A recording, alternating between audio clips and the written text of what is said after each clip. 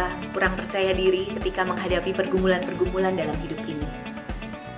Ada sebuah film yang berjudul Like Mike, atau Menjadi Seperti Mike.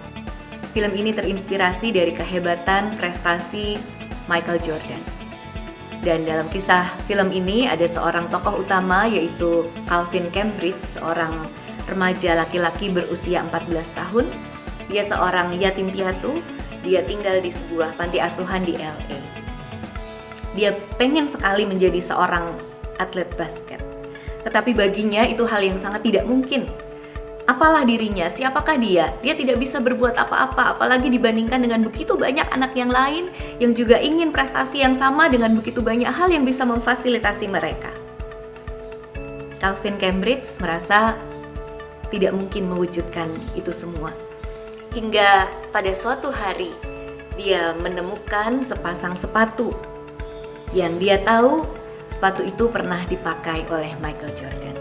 Dan ini mengubah hidupnya.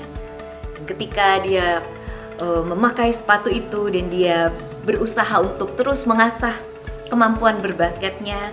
Singkat cerita, film ini mengisahkan tentang karir yang terus menanjak yang dialami oleh Calvin Cambridge. Sampai dia menjadi seorang superstar NBA, sampai kemudian begitu banyak orang menggemarinya. Dan dia sampai pada satu kesimpulan, keyakinan bahwa tanpa sneakers Michael Jordan ini, dia bukan siapa-siapa. Tetapi dengannya itu begitu mengubah hidupnya, dia bisa menjadi seperti monster yang siap untuk mengalahkan siapapun di lapangan basket itu. Nah, saudara-saudara, apa yang terjadi dengan kehidupan kita? Kita tidak sadar bahwa kita sebetulnya punya sesuatu yang jauh lebih dari sepasang sneakers Calvin Cambridge tadi, yaitu Tuhan yang ada dalam hidup saudara dan saya. Rasul Paulus dalam surat Galatia pasal yang kedua ayat 20a mengatakan, "Namun aku hidup, tetapi bukan lagi aku sendiri yang hidup, melainkan Kristus yang hidup di dalam aku." Saudara-saudara, keyakinan bahwa Kristus hidup di dalam aku, itu yang membuat Paulus bisa menerjang semua yang ada di depannya. Itu yang membuat Paulus bisa terus berusaha meskipun ada begitu banyak hal yang bisa menggoncangkannya secara fisik, secara mental, secara psikis. Tetapi dia terus maju karena dia tahu satu hal, Kristus ada di dalamnya.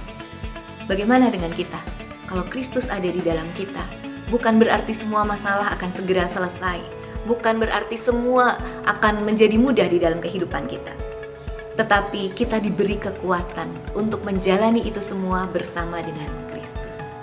Tuhan ingin supaya kita menghayati hal ini, supaya kita tidak menjadi orang-orang yang mudah menyerah, mudah berputus asa, tetapi kita mau bersama-sama dengan Kristus menanggung ini semua. Dan kalau seperti itu, maka apapun yang terjadi dalam kehidupan kita, justru kita bisa syukuri dan kita terima untuk menjadi sarana kesaksian.